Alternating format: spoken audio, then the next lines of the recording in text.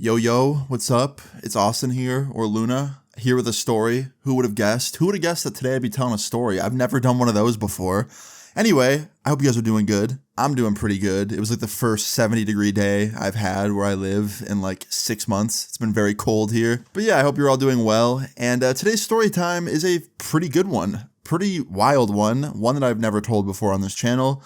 It is very good. I hope you enjoy it. Leave a like on the video if you do, and let's get into it. So, today's story time all takes place literally like a week after I turned 18. So I was freshly an adult in this story time. I was very excited to be an adult because, my YouTube stuff was going very good. Life was going pretty good. And I wanted to be 18 so I could go and have that freedom of being an adult. Like I wanted to be able to travel alone. I wanted to be able to, rent my own hotels or Airbnbs or, get my own apartment, that kind of thing, right? And you can't really do that until you're an adult. So yeah, I was excited. Now, the week after I turned 18, for some reason, I rented a hotel in my area, like in my hometown, for like 2 days and just invited a bunch of my friends to come over. And we kind of just like partied for 2 days. And this takes place the last day of that. So I could tell the whole like 8-minute story of me, booking the hotel and getting there and checking in and partying with my friends and all that stuff. But nothing too interesting happened while we were actually at the hotel. It was the last day when we were leaving the hotel where the story time takes place. So yeah, we had just gotten done checking out of the hotel after staying there for 2 days. It was me and it was 2 other people as well. My 2 other friends were staying there. There was also more people that came through like while we were there, but the people that actually stayed in the room were just me and 2 others. And yeah, we were checking out of the room. We were on our way out of the hotel. And while we're walking out of the hotel doors, my one buddy goes, "Yo, I'm starving. Do you guys want to get breakfast?" And I was like, "Sure." And he's like, "Where do you want to eat at?" And I smelled food, right? I was like, wait, I think the hotel's doing breakfast still. And he's like, "Oh, can we still eat there? Like, we just checked out." And I was like, "Let me ask." So we go back into the hotel, we walk up to the front desk, and I asked the lady, I was like, "Hey, we just checked out, but like, can we go eat at the cafe?" And she's like, "Yeah, of course, we're still doing breakfast for another hour, like, go." So we went to the cafe, like cafeteria area. Then after we got a seat, we went back up to like the buffet line, got some food, went back to our table, sat down, ate the food, had a nice breakfast. And after that, we actually started leaving the hotel. Now, while we're walking out of the hotel, I hear like yelling behind me. I hear like the sound of someone like screaming, not like scared screaming, like angry screaming, like someone's yelling at someone. So I turn around and I see this guy who probably looks between the ages of like 18 to 24, like younger dude, similar age to me, a bigger guy, probably like, 6'2", 6'3", pretty built dude. And he's yelling at what looks to be an older woman, probably his mom, right? And it's just those two. It's this guy and his mom, and he's yelling at her. Now, I couldn't really make out what he was saying. I just knew he was yelling at her, and I knew he was very angry. And like the mom was trying to calm him down. She was talking to him like very calmly, like she wasn't yelling at all. And she was like doing hand motions to like, kind of tell him like, calm down, calm down. And yeah, she just looked like she wanted this situation to be over with, right? Like she wanted him to calm down. Now, I really wanted to say something because this dude was like screaming at his mom. And my friend could see that I wanted to say something. My friend looks at me and he's like, "Austin, don't, man. Don't do it." And I look over at him and I was like, "What do you mean don't do it?" He's like, "Bro, I know that look. I fucking know it. You want to go say some shit to them, but it's not your business. It's not your family. Like, for all we know, that lady that he's screaming at, like, she could have just did something really fucked up and we don't know. So stay out of it." And honestly, my friend had a point. Like, it wasn't my family, wasn't people I knew. I didn't know what he was yelling about, and that's all he was doing. He was yelling. It's not like he was like, hurting her or something. Obviously, if that was the case, it would have been a lot different. So I just decided, you know what? I'm going to stay out of it. I'm not going to say anything. I'm going to turn back around and keep walking out this hotel with my friends. So that's what I did. I turned around and we continued walking out of the hotel on the sidewalk to our car in the parking lot, right? Now, about 30 seconds later, like right as we're approaching our car in the parking lot, I hear something coming up behind me. And it's coming up behind me fast. It sounds like footsteps running behind me. Now, honestly, I didn't even really think to turn around because I honestly thought that it was just someone in a rush, like running out to their car or something. They were just going to run by me. But then the next thing I know, everything goes black. I completely pass out. And the next thing I know, I'm waking up laying flat on the concrete in this parking lot, and there are like 7 people surrounding me, and my friends are freaking out, and one of the people surrounding me is that lady, and she's crying, that lady earlier that was getting yelled at, and I hear yelling and like just a whole bunch of shit, and I'm confused, and I'm like out of it, and my head really hurt. I remember that, like my head was killing me. And I took my hand and I like put my hand beneath my head to like feel it because it hurt. And then when I looked at my hand, it was red. So yeah, your boy cracked his head open. I know that. I was bleeding and I didn't understand why. I was like, what the fuck happened? Like, did I fall? Like, I was just thinking to myself, like, what could have happened? Because at first I thought maybe I passed out and I fell because that happened sometimes when I was younger. But I just ate. And usually if I just ate, I wouldn't get dizzy like that. So I looked at my friend who's like looking at me very concerned, and I was like, yo, dude, like what happened? Like, did I pass out? He's like, yeah, you did, man. Someone attacked you. And I was like, what? Someone attacked me? What are you talking about? And right after I said that, this lady, the one that's standing over me, the one that was just getting yelled at by that guy, starts like crying, and she's like, I'm so sorry. Like my son, he doesn't know what he's doing sometimes. And I'm like, wait a minute, your son attacked me? The one that was yelling?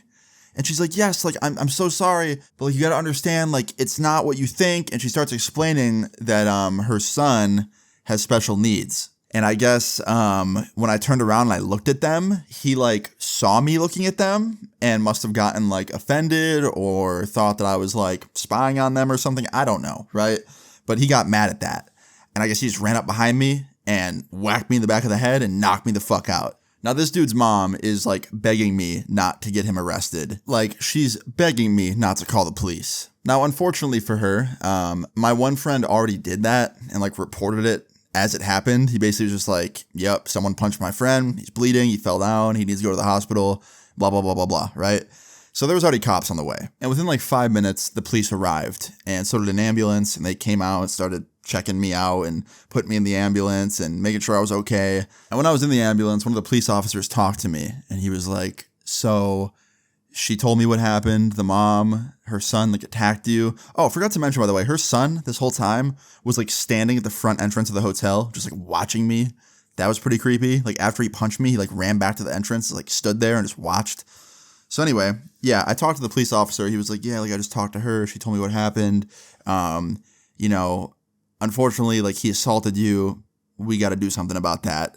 And I was like, dude, I totally agree. Like, I don't think, you know, you should be able to like get away with punching someone in the back of the head, but also like she told me special needs and, you know, I believe her. So I don't want him getting completely like thrown in jail over this. And this cop basically went on to tell me like he had to get arrested that day, I guess, like because he assaulted me, and like both stories were true and I was hurt and they were there.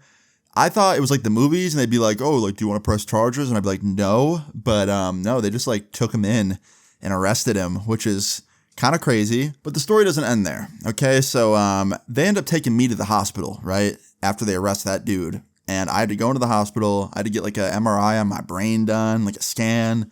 They had to like assess my wound on the back of my head. Luckily, didn't need stitches, so that's awesome. Honestly thought I was going to need stitches, but I had a gnarly concussion, so that wasn't good.